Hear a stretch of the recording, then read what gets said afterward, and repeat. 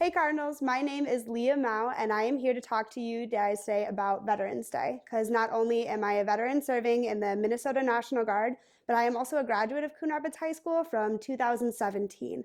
I had the privilege to enlist in the Minnesota National Guard actually my senior year at Coon Rapids High School, and I was one of the people who took a gap year between high school and college to do my service in South Carolina at Fort Jackson. I know I don't look like the typical National Guard soldier, but that's one of the reasons I'm here to talk to you guys today, is to do a little bit of education on who it is that really serves in our U.S. military. A lot of times we have these ideas and stereotypes of men versus women and tall versus short and the types of people who are there to serve. But really our National Guard is made up, our National Guard, our Army, all of our military is made up of very diverse people from all sorts of backgrounds, whether that's religious, ethnic, sexuality, or any different types of variation. So this week we're looking to educate everybody to show them a little bit about who it is that really makes up the National Guard, and then also provide you guys an opportunity on how you can show your support for some of those people who are serving every day. This week when you talk to your peers and your teachers, you'll get a little bit of information on a group of soldiers that just deployed from various communities within Minnesota. And a lot of our students actually will have connection to some of those deployers themselves. So the unit that just deployed was the 135th, and they deployed to the Horn of Africa in support of Operation Freedom. And it was made of about 700 different people from Minnesota, all different service members like myself.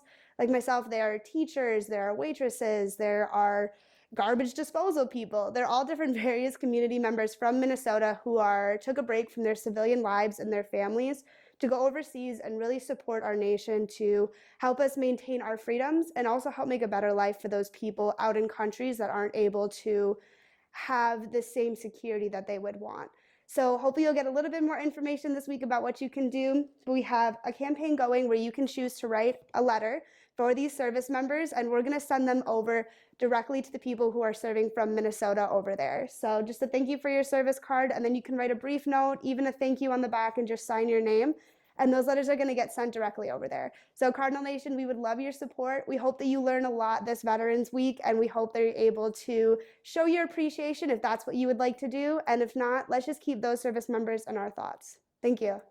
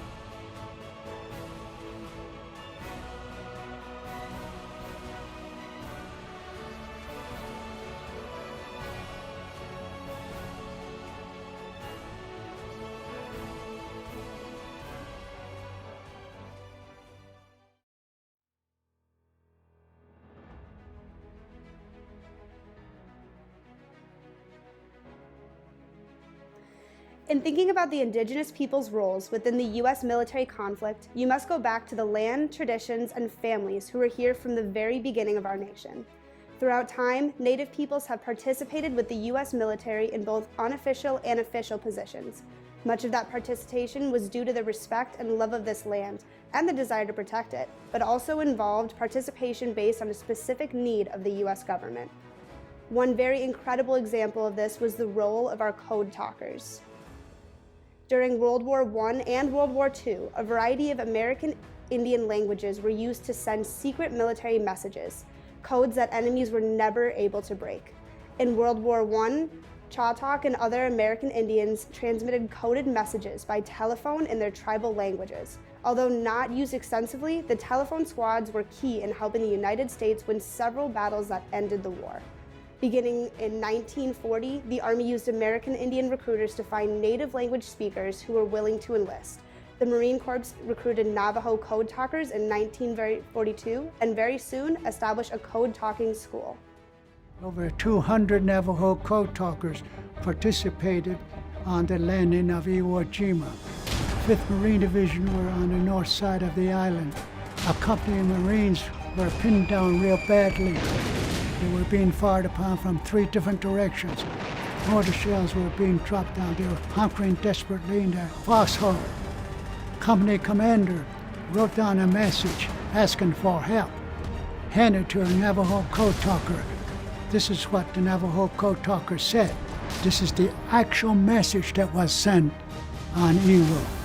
De be ana hachi bi dati tahi de na sonse taji klochin sita sa ta asta na ki shash. What does that mean? This is what he said in Navajo. Sheep, eyes, nose, deer, destroyer, tea, mouse, turkey, onion, sick horse, 3, 6, 2, bear. As each Navajo word came through the air, the code talker down at the beach command post, he writes it down in English. What did he write down? Send demolition team to hill 362B. There were 3 hills on the north side, 362A, 362B, and 362C. Beneath 362B was the problem. This message took 20 seconds. After 20 seconds, Beach Command Post organized a rescue team to save that company of Marines. If that message was sent in English code, it would have taken 30 minutes. 20 seconds in Navajo, 30 minutes in English code. Those guys pinned down on north side didn't have 30 minutes. Without Navajo, Marines would never have taken the island of Iwo Jima. That's how critical Navajo code was to the war in the Pacific. And we should never forget what war is. War is something that nobody wants. It's bad, it's ugly. But so long as we are together, no matter what nationality you are, if you are American and love this country, we all have to stick together to keep this nation strong. Our freedom and liberty means so much, meant so much for those who never made it home. So it's up to us now to keep this nation strong and prosperous. As with most marginalized groups, women have always been a part of our military system. There were traditional roles of nurses, cooks, and seamstresses dating back to the formation of our country. But we've also had women who joined in fighting efforts before women were allowed to fight. From the Revolutionary War to present-day conflicts, women have proudly served in the U.S. Army, Navy, Air Force, Marines, and Coast Guard as nurses, pilots, engineers, soldiers, and other specialties. During World War I, about 35,000 women officially served as nurses and support staff. During World War II, 140,000 women served in the U.S. Army and the Women's Army Corps, performing critical jobs such as military intelligence, cryptography, and parachute rigging. Over 1,000 women flew aircraft for the Women Air Force Service pilots. It wasn't until World War II that women gained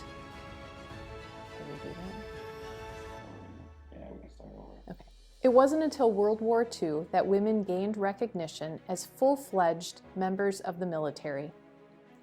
From the WASP, WAC, Coast Guard Women's Reserve, Marine Corps, Women's Reserve, and the Navy's WAVES, or Women Accepted for Volunteer Emergency Service, women proved that this was their war too, and that they embodied the "we can do it" attitude. President Truman's determination to make changes within the military led to the Women's Armed Service Integration Act, signed into law June 12, 1948, also known as the Women Veterans Day. With this act, for the first time, women were recognized as full members of the armed forces. This meant they could finally claim the same benefits as their male counterparts, and it also allowed women to make a career in the Army or Navy. Since 2018, June 12th has been recognized as Women Veterans Day. During the Vietnam War, 7,000 American military women served in Southeast Asia. In 1976, the first women were admitted to America's service academies, the U.S. Military Academy in West Point, New York, the U.S. Naval Academy in Annapolis, Maryland, and the U.S. Air Force Academy in Colorado Springs, Colorado. During the Persian Gulf in 1991, more than 41,000 women deployed to combat zones. In 1990, nearly 40,000 American military women deployed for operations Desert Shield and Desert Storm. Today, over 700,000 women have served during post-9/11 war, including Operation Enduring Freedom and Operation Iraqi Freedom.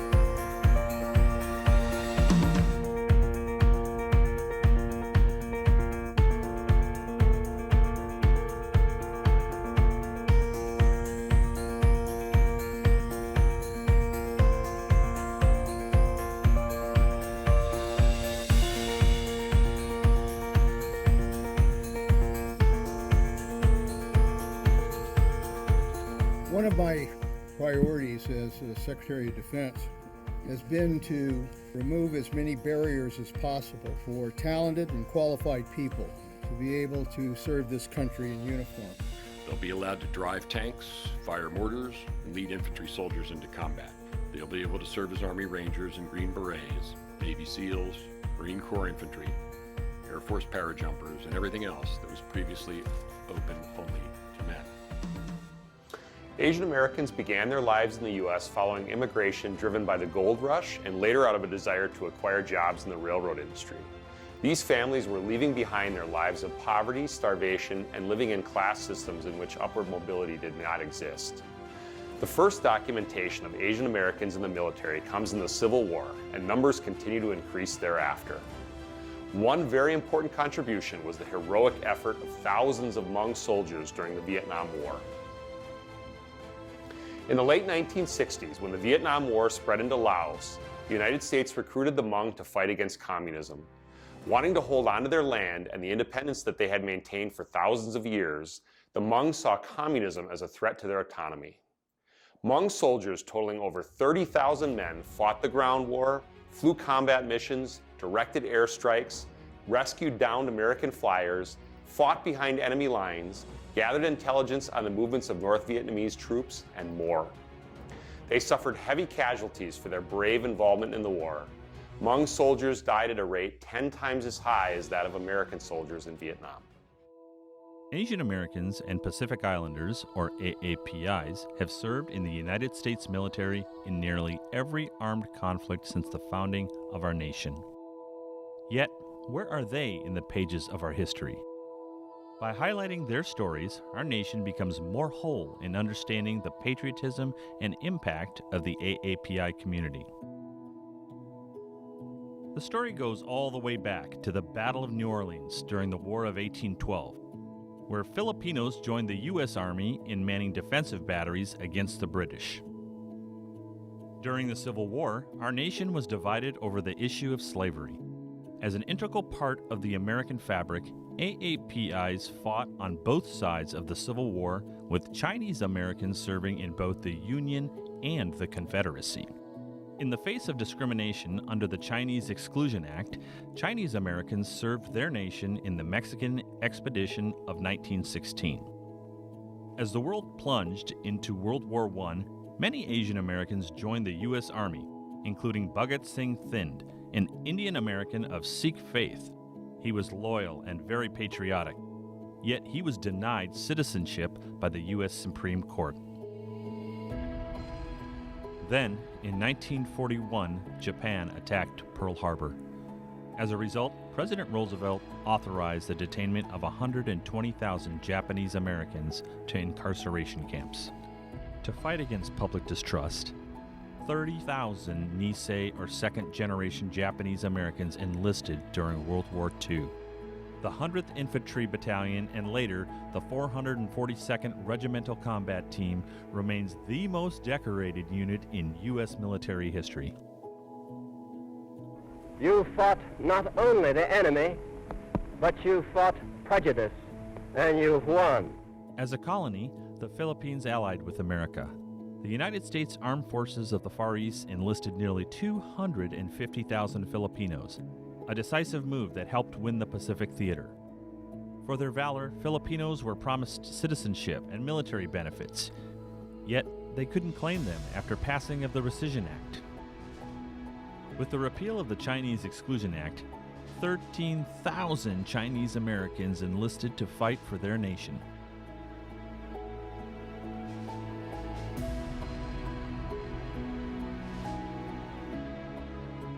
The Women's Army Corps also recruited Chinese and Japanese Americans to support military intelligence efforts. Hazel Ying Lee broke gender and ethnic barriers as one of the first Chinese Americans in the Women Air Force Service pilots.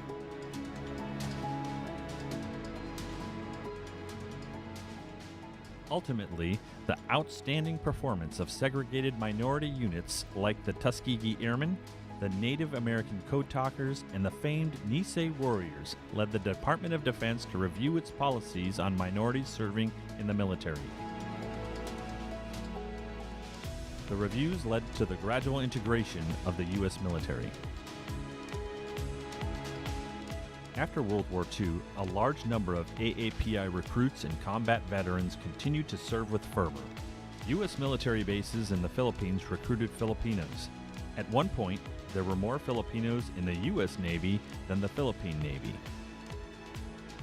In the Korean War, Major Kurt Chuen Lee and Colonel Young Ok Kim broke barriers of segregation by respectively becoming the first Marine officer of Chinese descent and first Korean American to lead the combat battalion. In the 1950s and 60s, AAPIs assumed greater roles and acceptance in American society and culture. Medal of Honor recipient and World War II hero Daniel K. Inouye was elected to the U.S. House of Representatives and later became a U.S. Senator. As the Vietnam War intensified, AAPI soldiers answered the call of duty, and some made the ultimate sacrifice. Like many Americans, AAPI soldiers, veterans, and civilians felt conflicted about this controversial and long-standing war. By the 1970s, a wave of Asian immigrants resulted in more enlistments in the U.S. Armed Services. With the passing of the United States Refugee Act, Vietnamese refugees were able to immigrate to the United States and enlist in the U.S. Armed Forces. A powerful reminder that immigrants built our nation through service. As we remember the tragic events of 9/11, we also honor the thousands of AAPIs, citizens and immigrants alike, who have answered the call to serve since that tragic day. Today, over 65,000 AAPIs serve in the United States military, reflecting their unparalleled contribution to America's national security. With a legacy of honor, their sense of patriotism is unwavering. They serve and respond to humanitarian crises, conflicts on distant shores, and natural disasters in communities. Our nation's strength truly rests in our diversity. As they answer the call to duty, we must answer ours. It's our duty to honor all heroes, past and present, by serving the unique needs of AAPI veterans, to give care to wounded warriors and provide access to quality health care and more. After all, our veterans have served to keep us safe. Now it's our turn to ensure that they are not left behind. Hispanic Americans have been major contributors to the U.S. military effort. Here are a couple outstanding examples. The very first person to achieve the rank of admiral happens to be a Hispanic man. Admiral David Farragut's father was a native of Spain. He served in the American Navy from 1810 to 1870. Yes, that's 60 years. He started his career as a midshipman at the age of 9 and fought in the War of 1812 at the age of 11, and then fought in the U.S. Civil War. His legacy lives on with 2 Navy destroyers in his name, as well as the well-known Farragut Square in Washington, D.C. today. Seaman Philip Bazar was the first Hispanic Congressional Medal of Honor recipient for his service to the Navy during the Civil War. Seaman Bazar was aboard the U.S. Santiago de Cuba, which assaulted a Confederate stronghold, and was one of 6 men assigned to the generals ashore. He successfully maintained communication between the ship and crew on land. He was an immigrant from Chile who called Massachusetts his home. You know, Hispanic Americans have influenced the military service altogether a great deal, right? We bring a lot of pride. Essentially, some of the adjectives that people would place on most Hispanics when you talk to other soldiers, you say, "Oh, you know, I had an NCO, or I had a soldier, generally of some, you know, Hispanic last name, you know, and he was proud, he was fearless, he was the person I would go, you know, to hell and back with." So the Borinqueniers. The history of the 65th Infantry Regiment starts in 1899 with the authorization for a infantry regiment in Puerto Rico. The unit sees very limited action in World War I. You see very limited action in World War II, but the Korean War is where the 65th Infantry Regiment really sees its most intense action. 2 months into it, the Borinqueniers arrives in Pusan and becomes part of the Pusan perimeter. They're assigned to the 3rd Infantry Division and are part of the breakout of the Pusan perimeter. So the Chinese enter the war late in 1950 and encircle a large American force at the Chosin Reservoir. The Borinqueniers are called up to hold the port of Hunnam while forces withdraw from the Chosin Reservoir. The Chinese make every attempt to try and encircle and capture most of the unit, but the Borinqueniers are tough and they fend off all the Chinese attacks, causing intense Chinese casualties. The Borinqueniers finally leave Hunnam on Christmas Eve in 1950 and sail right back to Pusan, where they had started the war. They march back north, and in late January they find themselves just south of Seoul. The 65th Infantry Regiment is given the assignment to take 3 hills that are held by the Chinese just south of Seoul. Their attack begins on January 31st of 1951. 3 days later, with their objective close, 2 of the battalions fix bayonets and attack and take those hills from the Chinese. They pay for it in casualties, but the last American bayonet charge, battalion-sized bayonet charge during the Korean War. The small unit from Puerto Rico had a massive impact on the battlefields of Korea, far outweighing and outsizing the size of the unit. These were men who bravely stood their ground in overwhelming odds many times and were called on to attack the almost impossible objectives and repeatedly accomplished it. They paid heavily for that. More than a third of the number that left Puerto Rico never returned alive. They made the ultimate sacrifice for their country. If you look at history, there's been a lot of history on it. When you talk about military service, Master Sergeant Roy P. Benavides, being awarded the Medal of Honor for his actions in Vietnam. The 65th Infantry, the Oriqueños, out of Puerto Rico, they were one of the most distinguished units coming out of the Korean War. It was their pride and their strength of who they were as a people that pushed that organization forward, even though when they knew that the odds were against them. That small organization doing that leveraged other organizations to think the same way. Well, I think it's important that we recognize Hispanic American role in the organization because we're one part of a large part of the military. But just not only the Hispanic Americans, but I think we need to recognize everybody's culture that has played a large part into building what we are right now, the most elite force in the world. Members of the LGBTQ community have also been prominent contributors to the U.S. military effort. Often these heroic efforts came despite tremendous opposition. Here is the story of one courageous service member, Leonard Matlovich. Technical Sergeant Leonard P. Matlovich was a Vietnam War veteran, recipient of the Purple Heart and the Bronze Star, and the first gay service member to purposely out himself to the military.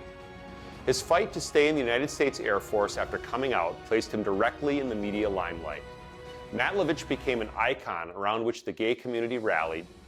His photograph appeared on the cover of the September 8, 1975 issue of Time magazine, making him a symbol of pride for thousands of gay and lesbian service members. And he was also the first named openly gay person to appear on the cover of U.S. News magazine. It's Sergeant Major Kiana Washington. I work at the 65th Med Brigade as the Operations Sergeant Major.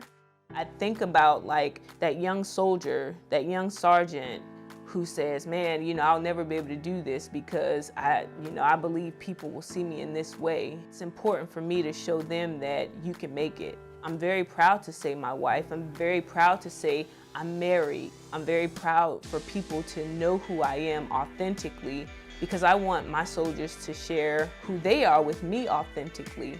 I have been very blessed with the opportunity to be a commissioned officer in the United States Army. At first, I was very anxious about it. But in my first assignment, I took a same-sex partner to a military ball.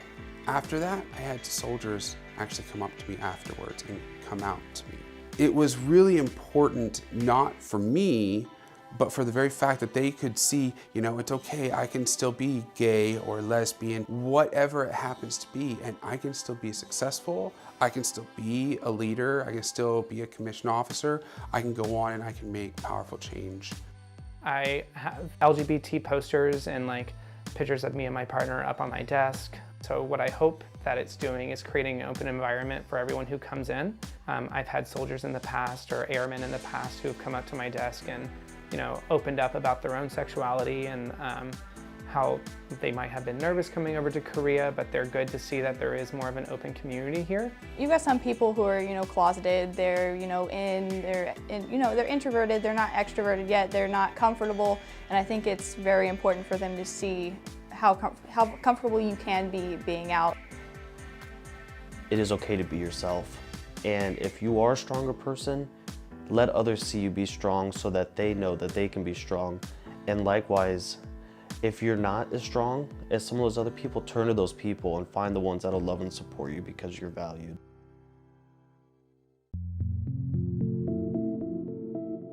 We all have something strong to bring to the table, and different points of view, perspectives, and ideas on how to accomplish the mission or how to do something that someone from a different background may not have thought of. And so I think that strengthens all of us as a whole. Love everyone. Don't be rude. Just accept people. Just because you don't understand it doesn't mean that you shouldn't give it a chance, and doesn't mean you should be afraid of it. I hope that me being out and being gay in the Army, especially in uniform, that it inspires other people to be themselves. The LGBT community is here and it should be recognized, and whether people decide to recognize us or respect us, we will be here. We're not going anywhere. We're all service members, and we're just trying to protect and defend our country. That's all we're trying to do. Who we are in our personal life is our personal life. All we're trying to do is just make sure that we're not going to get beat up in the streets, or that we don't have to worry about the safety of our friends or our families back home. We just want to go to work, we want to serve our country, and we want a life just like everyone else. Though it has taken a great deal of time to properly recognize the contributions of Black Americans throughout our country's military history, Black Americans have served our country with honor and strength since the Revolutionary War, and the U.S. military was one of the first organizations of its kind to desegregate. Let's learn a little bit about one such brave group, the Tuskegee Airmen. The Tuskegee Airmen were the first Black military aviators in the U.S. Army Air Corps, AAC, a precursor of the U.S. Air Force. Trained at the Tuskegee Army Airfield in Alabama, they flew more than 15,000 individual sorties or attacks in Europe and North Africa during World War II. Their impressive performance earned them more than 150 distinguished flying crosses and helped encourage the eventual integration of the U.S. Armed Forces. By the time the 332nd flew its last combat mission on April 26, 1945, 2 weeks before the German surrender, they had destroyed or damaged 36 German planes in the air and 237 on the ground, as well as nearly 1,000 rail cars and transport vehicles and a German destroyer. In all, 66 Tuskegee-trained aviators were killed in action during World War II, while another 32 were captured as prisoners of war after being shot down.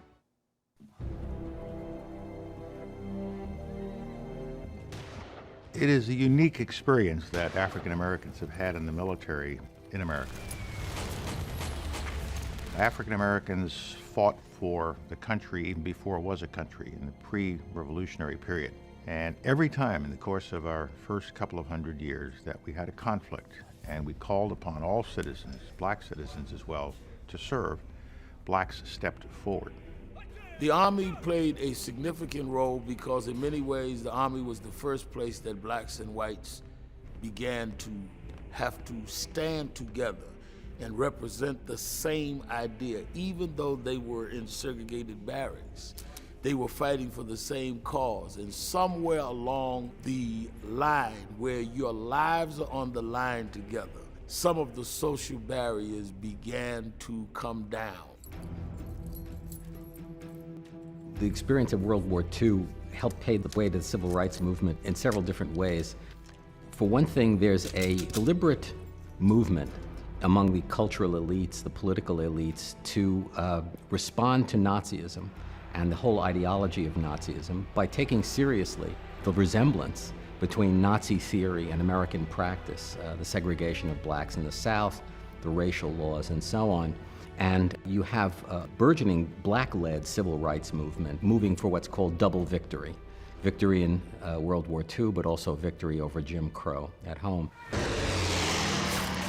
During the 1960s, that shared experience during World War II was a very powerful motivation force for the people marching in the streets. That's not to say that it was easy. If you look at the people who were attacked by police dogs and hosed down in the street and beaten and killed during this time, it was a painful and torturous period in American history. But at the same time, probably came about sooner than it would have because of World War II. A soldier had to look at a soldier and say, I fought next to you, I was wounded next to you, I saved your life, and you're saying that I'm still a second-class citizen?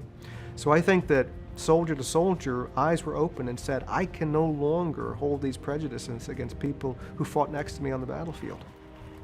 And after World War II, a lot of pressure was put on President Truman, a lot of people looked in the mirror and said, this is not right.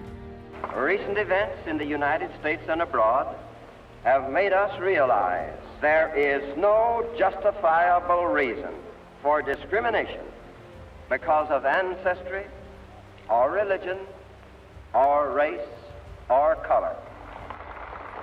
But we kept fighting when asked to fight in order to show we could. And if I can be a good soldier, why can't I be a good doctor, or a good lawyer, or a good bus driver, or whatever I choose to be? It can no longer be defined by the color of my skin.